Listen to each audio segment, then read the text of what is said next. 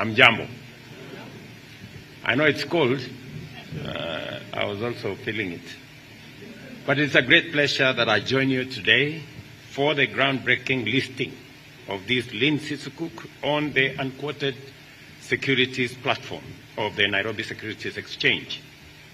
Indeed, a very momentous occasion as we introduce the first Sharia-compliant financial product to the Kenyan exchange.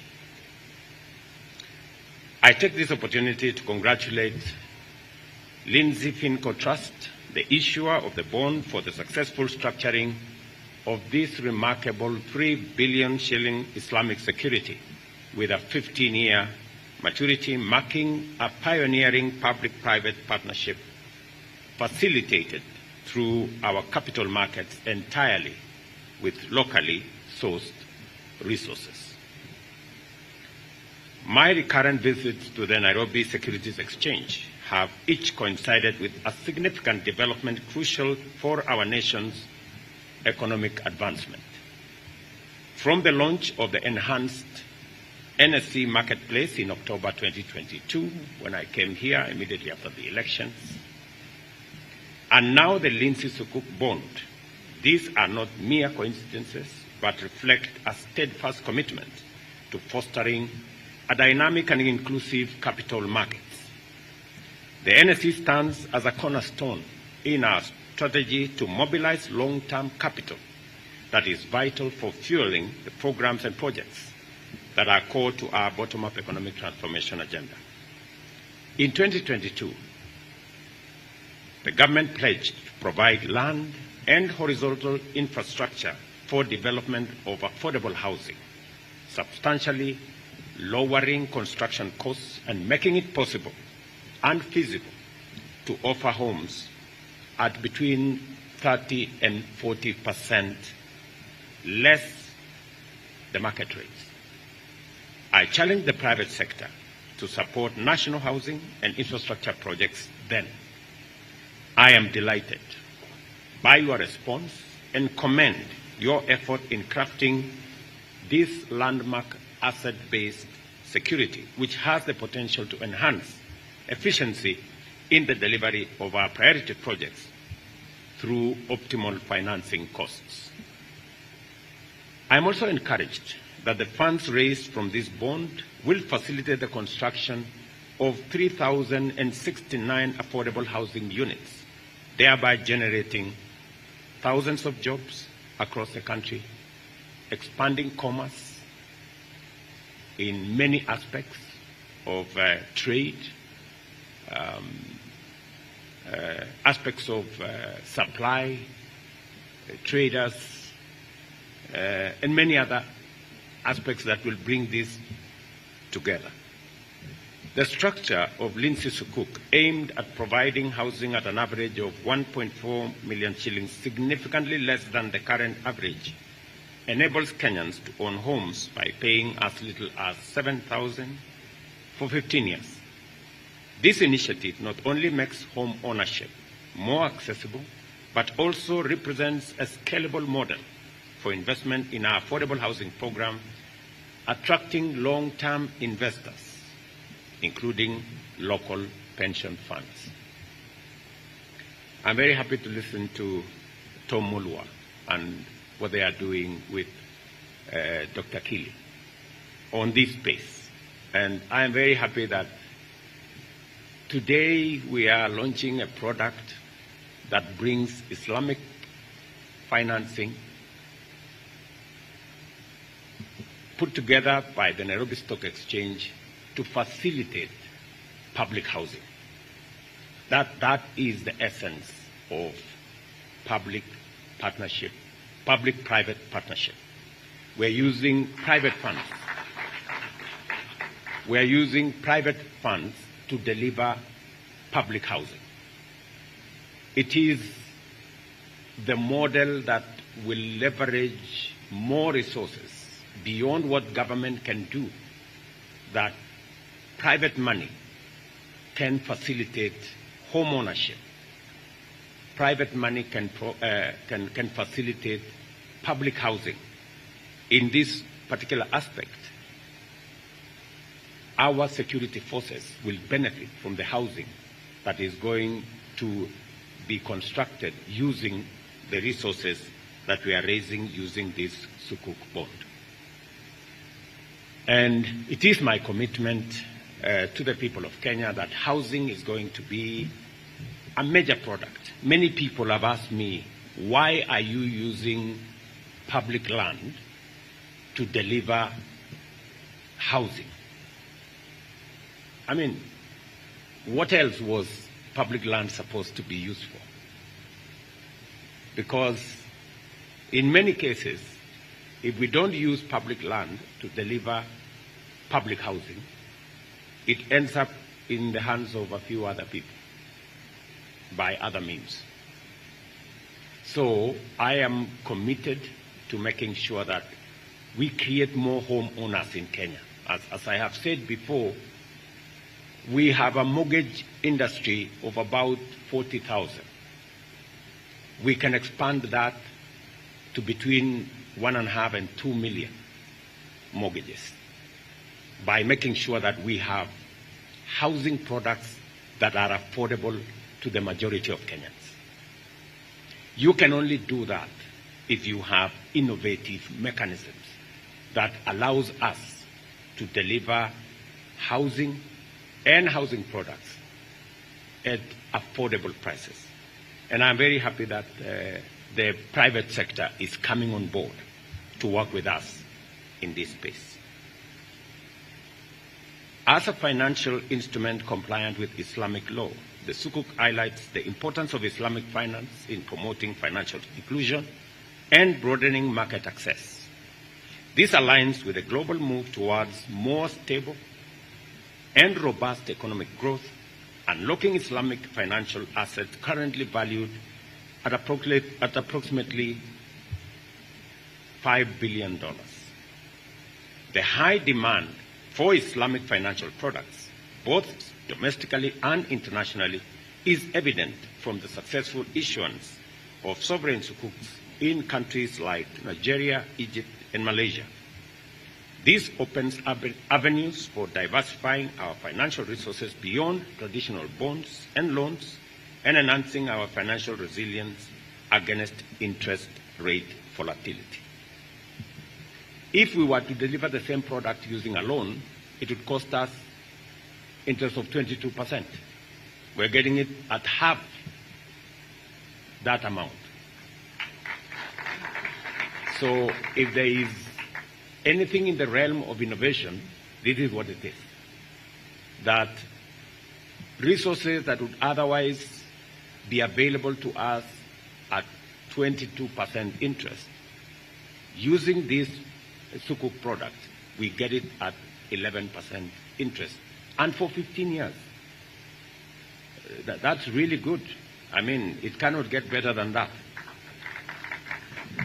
And I am very confident that, in fact, if we were to look for such funding, we would get it at 22% for 5 years. If it was 15 years, that would be a different number. I'm not quite an investment banker like my good peers, but I know that it would be a lot different.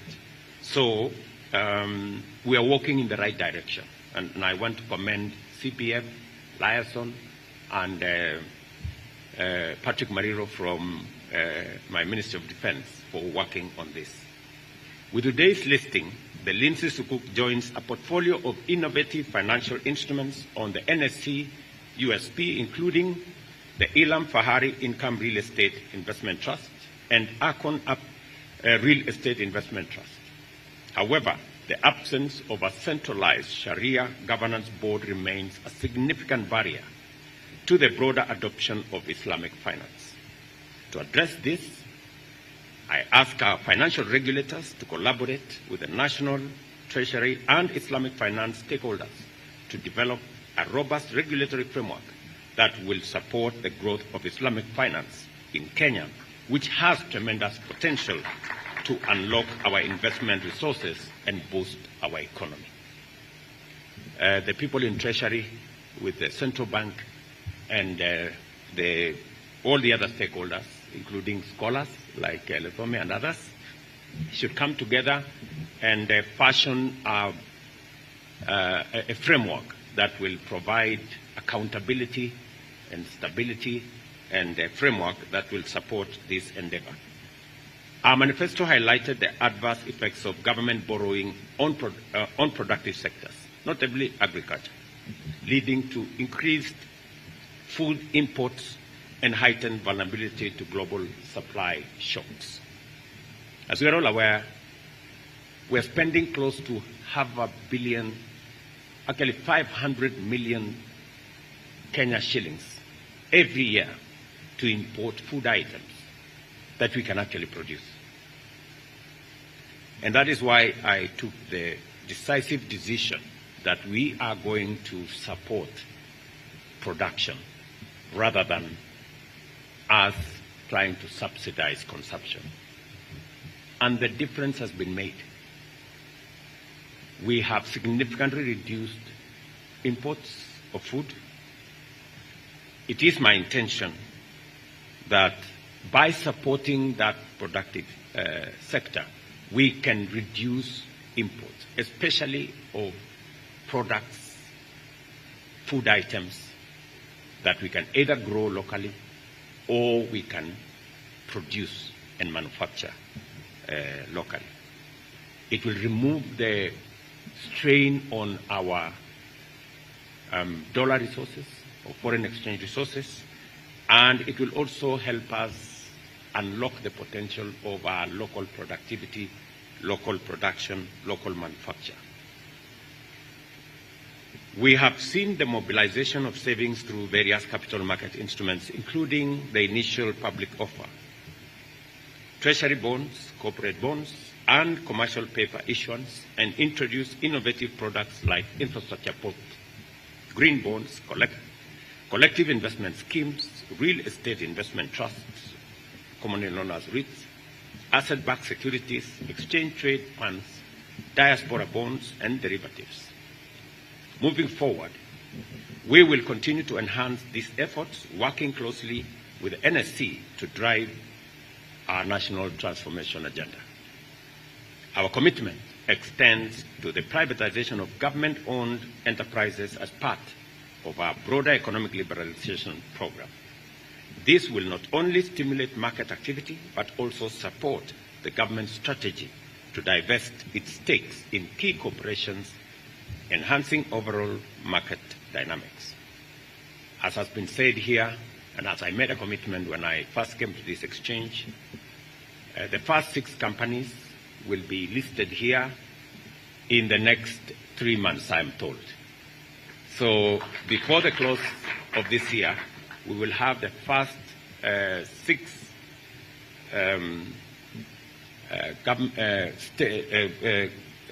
companies where we have stake as government listed here for divestiture, so that the public can own what government owns now. And I have heard with clarity how Kengen became successful, how Safaricom became successful by being listed at this exchange. We will be preparing those other companies that you want, and I know which ones that you want, so that we can bring them to this exchange and we can give Kenyans a chance to own part of the wealth of our nation. I'm also looking forward, as I have interacted this morning with different stakeholders, working with National Treasury, the Central Bank, and good companies like Safaricom, for us to develop retail trading of both shares in the stock exchange and also bonds. And I am looking forward, and I have been assured that maybe in the next 3 months, I will hold somebody to account on that. In the next 3 months, that we are going to see more Kenyans participating in bond trading, in shares trading, in forex trading, and this should be possible online. And the CEO of Safaricom has given me his assurance that he will use his robust network to make sure that Kenyans have access to a platform where they can do business. We can enhance our e-commerce footprint around Kenya so that as we deliver the last mile connectivity to internet using our digital superhighway infrastructure, that we are now expanding to every ward in Kenya so that we can not only give a chance to young people across Kenya to have access to digital jobs, but also to have access to digital commerce. And among the aspects of digital commerce that I am looking forward to is trading on government bonds, trading on shares at the exchange, and also forex trading, so that the many people who we have made internet and Wi-Fi, the many who have accessed it, either on our Wi-Fi hotspots across Kenya, or even as we deliver the last mile connectivity with the program we have between the Kenya Power and our Ministry of ICT, as we deliver internet, as we deliver Wi-Fi, as we make it much more accessible, then it can be made useful through access to digital jobs, which we are working round the clock to make sure that's available, and also we can do more e-commerce, more e-trading, more space to trade on government bonds, on government securities, on shares at the stock exchange or at the securities exchange, and many other of those aspects. I think it would be a very good experience, different from what's going on now. I think that platform is being used more, kusalimiana. I mean,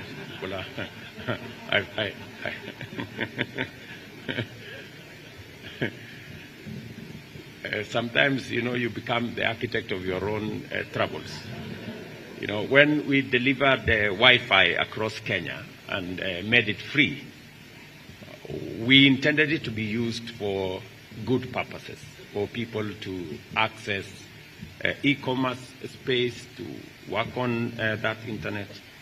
But sometimes it is used to send us encouraging messages.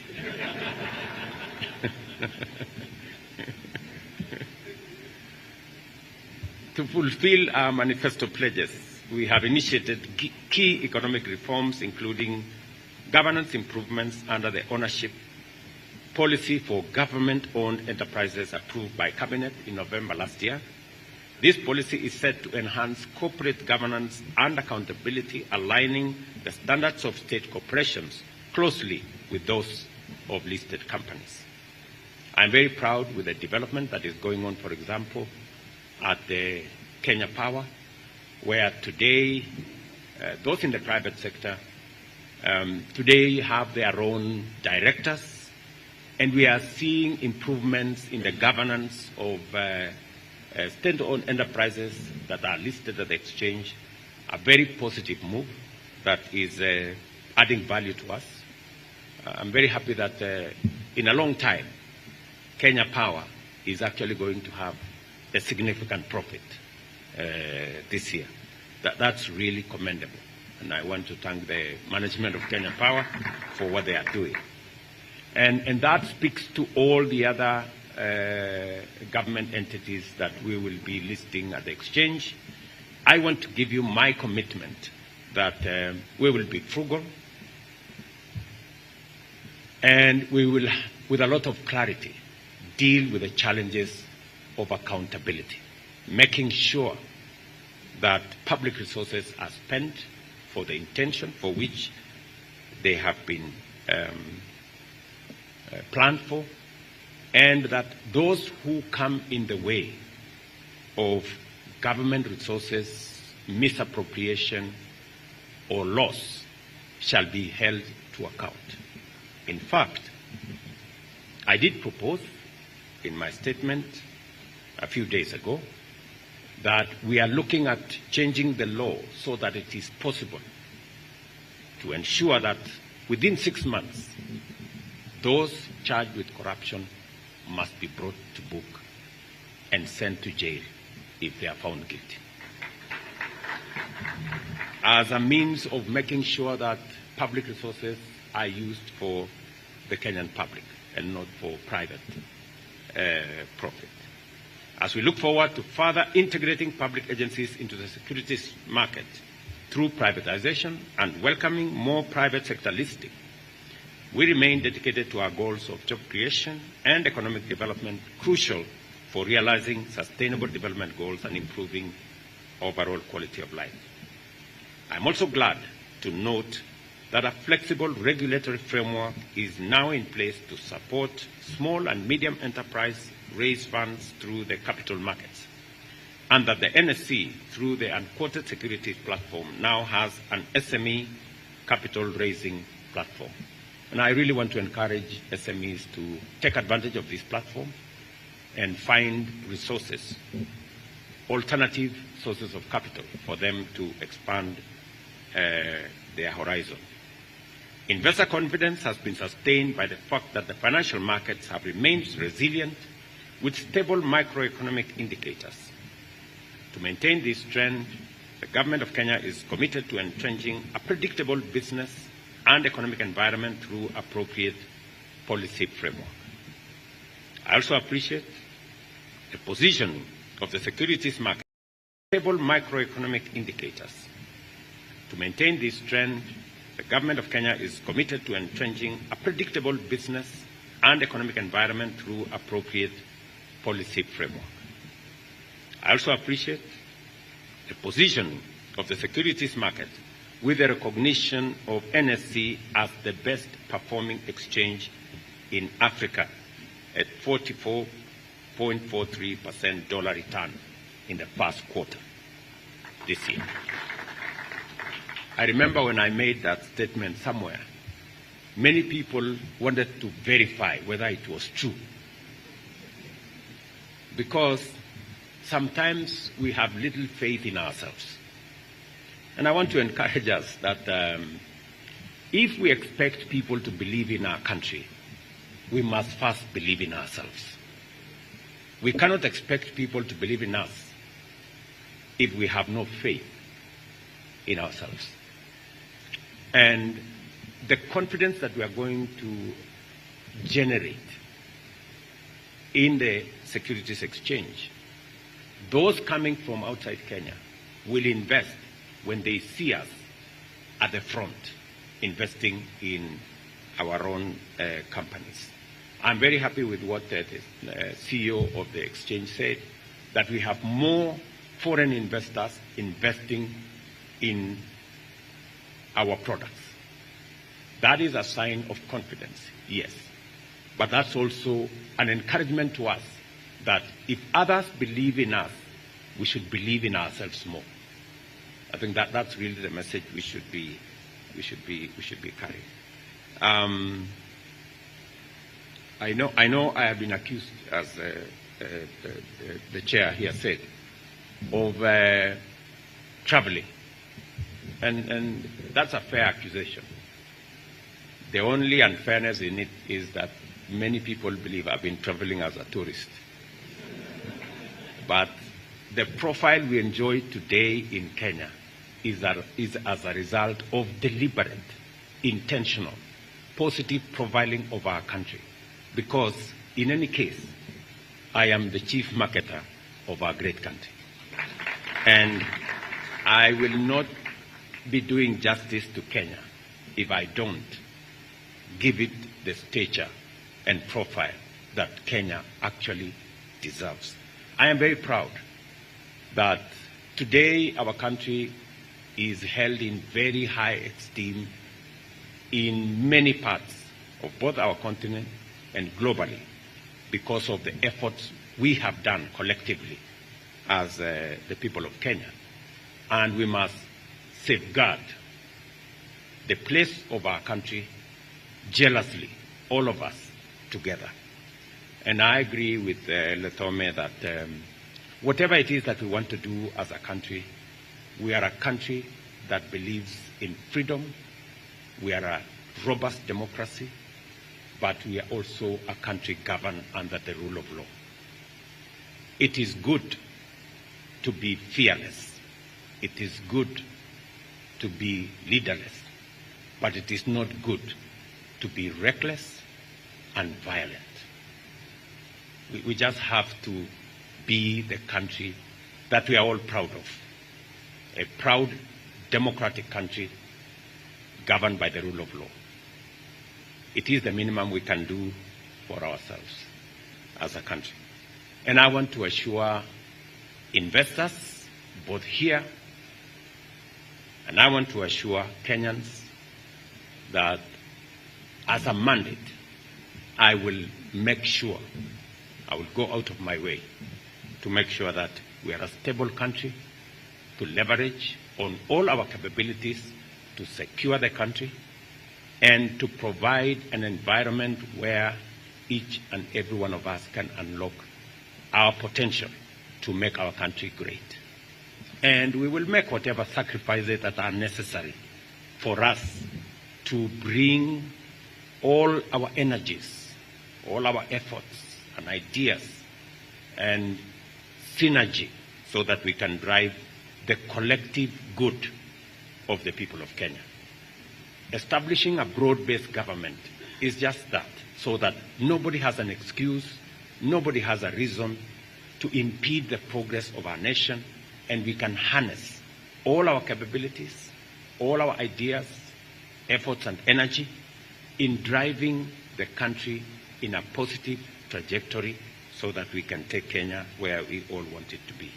And I am very happy that as a country, we always emerge stronger and better, even as we face the challenges of nationhood.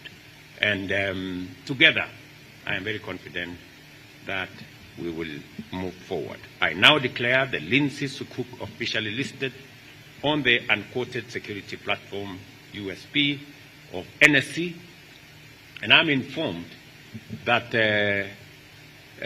you are encouraged to attend the next Africa Security Exchange platform and conference. I am told by a friend of mine called Nafula, I think, who works around here, that I encourage each and every one of you to register and to participate so that we can bring experience together and learn from each other. Thank you very much. God bless you. And asanteni sana.